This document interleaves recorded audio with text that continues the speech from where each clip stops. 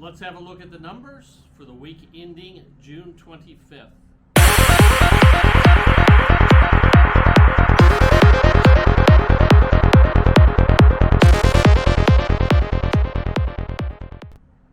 Hi everyone, my name is Mike Rennick. Welcome to another edition of Mike's Market Update. We've moved to weekly market updates because of the dynamic changes that are happening.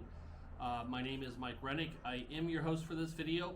When we look at the numbers on the chart right now and we see kind of a spaghetti chart, you see that the active sales have fallen a little bit, pendings have fallen, and the solds have fallen. That's an interesting story. But let's dive into the detail here. Let's move and just take a look at the active listings. They've been steadily increasing on let's say a regressive line kind of, so to speak, since April, beginning of April, where there was about 100 listings on the market.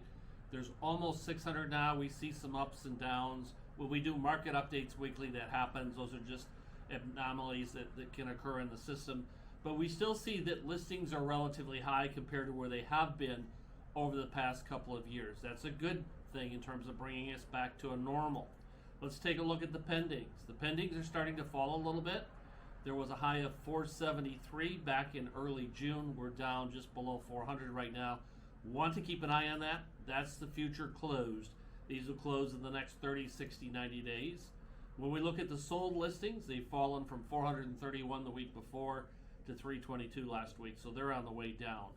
What does this mean? I hear a lot of comments that the market's about ready to fall off the cliff. I can't find any data that supports that right now. The dynamics that occurred in 2008 aren't here today in terms of the teaser mortgage rate approvals, home equity debt, things like that. What we're seeing is this shift back to a normal. It's been more than a couple of years.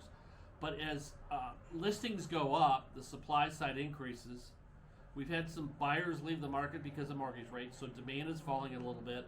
When you put all that together, what that means is we're starting to swing back to a normal.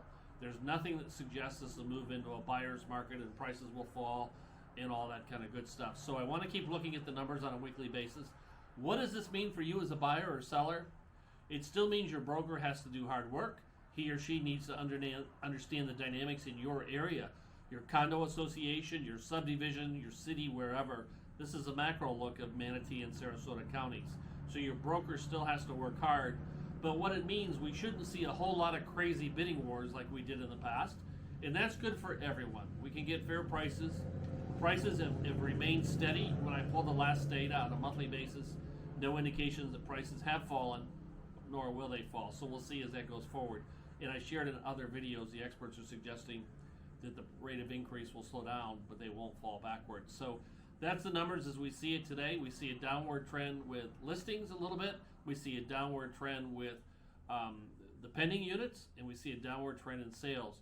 The question is, will this continue? We're going to find out. Stay tuned.